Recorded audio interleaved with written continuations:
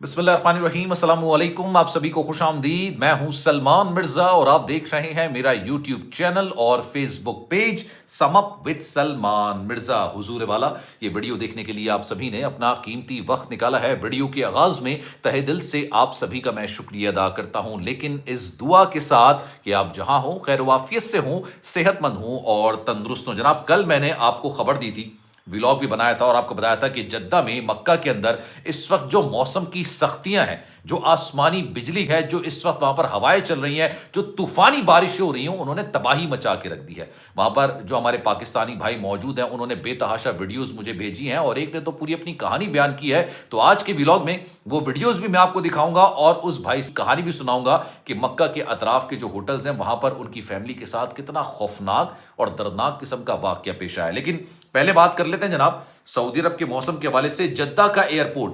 अच्छा, गालिबन मैंने अपनी पूरी जिंदगी के अंदर ना ये मंजर देखा और ना ही ऐसी खबर सुनी। अगर आपने सुनी हो तो मुझे कमेंट सेक्शन में जरूर बताइएगा। जद्दा एयरपोर्ट पर बारिश होती है, मतलब तूफानी बारिश भी होती है, मौसम की सख्ती भी होती है, लेकिन कभी भी वहां पर बर्फबारी देखने को नहीं मिली। मतलब सऊदी अरब जैसा मुल्क जहां पर कहते हैं कि जनाब सहरा काफी ज्यादा है, जहां पर गर्मी की शिद्दत काफी ज्यादा होती है, जद्दा एयरपोर्ट पर बर्फबारी का मंजर देखने को मिला। और जो मुझे वीडियो मौसूल हुई है उसमें वो साहब जो है ना बाकायदा तौर पर बर्फबारी को एंजॉय कर रहे हैं और उन्होंने अपनी वीडियो के अंदर ये बात बताई थी। और साथ साथ जब मैं उनसे गुफ्तगू कर रहा था, उन्होंने बोला 100 किलोमीटर फी घंटे की रफ्तार से गाड़ी चलाते हैं ना आप लोग, आपके सामने स्पीडोमीटर आ रहा होता है, 10 की स्पीड, 20 की स्पीड। सोचिए आपकी गाड़ी 100 की स्पीड पर चल रही हो तो कितनी तेज चल रही होती है गाड़ी। उस स्पीड पर गाड़ियां चल रही हैं और भाई निजाम वहां का एयरपोर्ट का दरहम बरहम होकर रह गया। वहां पर परवाजें मंसूख कर दी गई, वहां पर तैयारे को नुकसान पहुंचा, वहां पर गाड़ियों के उड़ते हुए मनाजिर देखने को मिले। और वहां पर आप ये देखिए कि जो मोबाइल टावर है ना, मतलब मोबाइल टावर अपनी जगह से उखड़ गया। इस तरह के खौफनाक मनाजिर, इस तरह के दर्दनाक मनाजिर, इस तरह की मौसम की सख्ती, अगर आप सऊदी अरब के खबरों से वाकफियत रखते हैं, सऊदी अरब में रहते हैं, आपने कभी नहीं सुनी होगी कि यार इतनी तूफानी बारिश होती है। मतलब एक मैं वीडियो देख रहा था, उसमें तो ऐसा लगा कि जनाब रात के टाइम पर दिन का मंजर था, जितनी तेज वहां पर बिजली चमक रही थी, बिजली तेज जो चमक रही थी।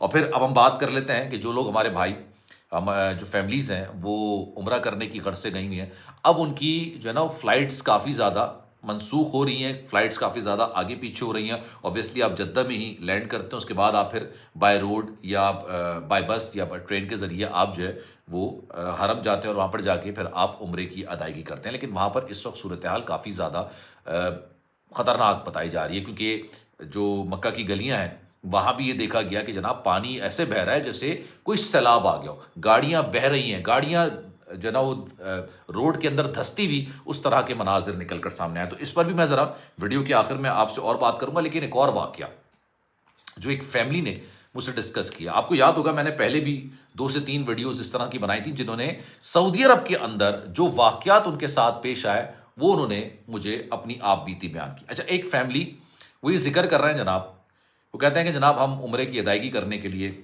सऊदी अरब जाते हैं और मक्का के अतराफ़ में जो खाने काबा के अतराफ़ में जो होटल है, अब मुझे उन्होंने एग्जैक्टली होटल का नाम नहीं बताया, उन्होंने ये नहीं बताया कि जनाब हम इस होटल के अंदर ठहरे हुए थे या ये मामला थे या ये चीज़ें थी। उन्होंने मुझे एग्जैक्ट बात के उससे थोड़ा फासले पड़ता है, मतलब बिल्कुल करीबी होटल नहीं था, थोड़ा सा फासले पड़ता। और उन्होंने ये भी मैंशन किया कि ये काफ़ी ज़्यादा मशहूर होटल है। अच्छा, जब मैं सऊदी अरब गया था ना उम्रा करने के लिए, मैंने एक चीज़ नोटिस की थी कि जितने भी ये होटल्स हैं ना, यहाँ पर जो वेटर्स हैं, मैं किसी की दिल आज़ारी नहीं कर रहा और अल्लाह माफ़ करे मैं किसी की डिसरिस्पेक्ट नहीं करता हूँ, लेकिन वहाँ पर ज़्यादातर हमारे ये बंगाली जो भाई हैं ये वहाँ पर फ़राइज़ सर अंजाम दे रहे होते हैं।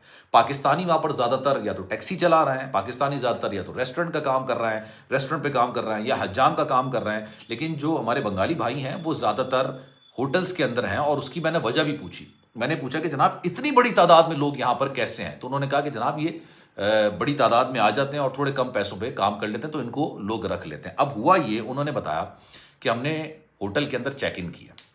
हम चेक इन करने के बाद जब कमरे में बैठे, रात के पहर आप जब उम्रा करके आते हैं, जिस दिन आपकी फ़्लाइट होती है उम्रा करते हैं, उस दिन आपकी थकावट काफ़ी ज़्यादा हो जाती है। आप ऑल द वे पाकिस्तान से जा रहे हैं, अब कर कहीं स्टॉप ओवर है वहाँ पर रुक रहे हैं, फिर आप जद्दा उतर रहे हैं, फिर आप रोड का सफ़र कर रहे हैं, फिर मक्का जा रहे हैं, मक्का जाके आप उम्रा अदा कर रहे हैं, फिर वापस आके आप फिर थक हार के आपने यही होता है कि आप कोशिश करते हैं कि मैं एक गहरी नींद सो जाऊं क्योंकि मुझे फजर में दोबारा उठना होता है। اب ان فیملی نے بتایا کہ جناب ہم تو لیٹ گئے سونے کے لیے. آج ہم سونے کے لیے لیٹے تب مجھے نیندوں میں ایسا لگا, مجھے لگا کہ شاید میں خواب دیکھ رہا ہوں. مجھے ایسا لگا کہ میں نے یہ خواب دیکھا ہے, لیکن وہ خواب نہیں حقیقت تھا. انہوں نے کہا کہ جناب ہمیں لگا ایسا کہ دروازہ کھلا ہے اور آپ نے دیکھا ہوگا جیسے ہی آپ چیک ان کرتے ہیں, چیک ان کرنے کے ساتھ ہی آپ کو واش روم ملے گا اور ساتھ ہی آپ کے بیگ رکھنے کی جگہ ہوگی. انہوں نے ایک ریک بنایا ہوتا ہے جہاں پہ آپ اپنے بیگز, اپنے سامان وغیرہ وہاں پر رکھ دیتے ہیں تاکہ اندر آپ کے لیے آسانی ہو سکے. انہوں نے کہا کہ ہمیں لگا کہ کسی نے ہمارے سامان کو کھولا ہے, کھول کے دیکھنے کی کوشش کی. اچھا اس وقت ان کو لگا کہ یار یہ شاید میں خواب دیکھ رہا ہوں, اتنی گہری نیند میں تھے, خوش ہو گئے. اگلے دن وہ دلچسپ واقعہ کہتے ہیں کہ جب میں نے یہ بات اپنے گھر والوں سے ڈسکس کی, یار یہ دیکھیے کہ ہم لوگ اتنی تھکاوٹ میں تھے, اتنی تھکن کا شکار ہو چکے تھے کہ مجھے خواب میں ایسا لگا کہ میں اپنا ہی یہ ہوٹل کا کمرہ دیکھ رہا ہوں اور کوئی ہمارے کمرے کے اندر آیا اور ہمارے سامان کی تلاشی لے رہا ہے. تو جناب آپ سنیے, ان کے ہوش اس وقت اڑے کہ جب گھر والوں نے کہا کہ یار ہمیں بھی ایسا محسوس ہوا, ہمیں لگا کہ شاید ہمارا وہم ہے. ان کے ساتھ ایک بچہ تھا, اس بچے نے تو وہ منظر دیکھا, اس نے کہا کہ میں نے منظر دیکھا ہے. اور ظاہر سی بات ہے, بچہ اگر ویسی بیان کرتا تو آپ اس کی بات پہ یقین نہیں کرتے, گھر والے بھی اس کی بات پہ یقین نہیں کرتے. تو انہوں نے کہا ہمیں لگا کہ شاید کوئی آیا اور اس نے سامان کی تلاشی لینے کی کوشش کی ہے, مطلب اس نے سامان دیکھنے کی کوشش کی ہے. یہ اکثر فیملیوں کے ساتھ اس طرح کا واقعہ رپورٹ ہوتا ہے. تو کوشش کیجیے. اچھا ان کے پاس ایک ماسٹر کی ہوتی ہے, میں کسی پہ الزام نہیں لگا رہا, کوئی وہ بات نہیں کر رہا, کیونکہ جو انہوں نے اپنا ایکسپیرینس مجھ سے شیئر کیا ہے وہ ایکسپیرینس میں آپ کے سامنے رکھ رہا ہوں. انہوں نے کہا کہ جناب ہمیں بڑی حیرانگی ہوئی اور وہ اچھا خاصا مہنگا ہوٹل ہے, بڑی مشہور ہوٹل ہے, لیکن اس طرح کا واقعہ ہوا. اب ضروری نہیں کہ اس میں ہوٹل انتظامیہ بھی ملوث ہو, ضروری نہیں کہ اس میں ہوٹل مالکان بھی ملوث ہو. جو لوگ وہاں پر کام کر ہوتے ہیں نا, آپ نے جب بھی ہوٹل دیکھا ہوگا فلورز ہوتے ہیں نا, فلورز کی ذمہ داری ایک بندے پر عائد ہوتی ہے.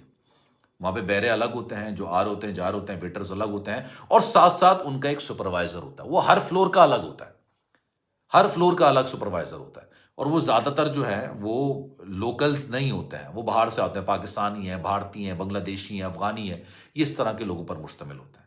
تو جب بھی آپ جائیے کوشش کیا کیجئے کہ لاک اپنا آپ کسی طریقے سے لگائیں. انہوں نے کہا کہ پھر ہم نے اگلے دن سے اپنا لاک لگانے کی کوشش کی تھی, کوئی انہوں نے طریقہ کار نکالا جس سے انہوں نے لاک کر لیا. اور کوشش یہ کیجئے کہ آپ کے پاس جو ریال اور جو پیسے ہیں, جو موبائلز ہیں, ان کا ایک لاکر بھی ہوتا ہے نا, اس لاکر میں بھی ایک ایسا کوڈ ہوتا ہے کہ اگر وہ کوڈ ڈالیں گے نا تو آپ کا سارا جو کوڈ ہوگا نا وہ سپرسیڈ ہو جائے گا, وہ ختم ہو جائے گا. وہ اپنا کوڈ سے وہ لاک کھول لیں گے. جب بھی آپ باہر جائیں اپنا قیمتی سامان اپنے ساتھ رکھیں. وہ سعودی عرب ہے, وہاں پہ کوئی راستے میں آپ کا سامان نہ لوٹے گا, نہ لوٹنے کی کوشش کرے گا, کوئی ایسا نہیں کر سکتا ہے. تو خیر جناب, اب اس بارے میں آپ کی رائے کیا ہے؟ میں چاہوں گا کہ کامنٹ سیکشن میں اپنی رائے کا اظہار ضرور کیجیے گا. کوئی اگر آپ کے ساتھ اس طرح کا واقعہ ہوا ہے تو کامنٹ سیکشن میں بتائے گا, یا انسٹاگرام پر آپ مجھ سے رابطہ کر سکتے ہیں. خیال رکھیے گا اپنا. انشاءاللہ اگلی ویڈیو میں آپ سے پھر ملاقات ہوگی. اللہ حافظ.